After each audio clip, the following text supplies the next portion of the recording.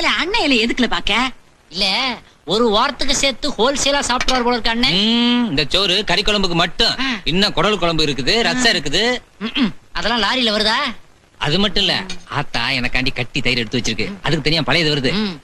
இந்த பார் எப்படி சாப்பிடுறதுன்னு இப்ப நான் சொல்லி தரேன் பார்.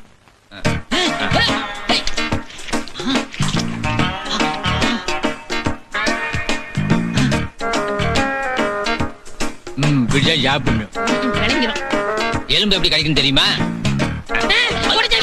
பெரிய மனுஷன் கொடுத்துருப்பா.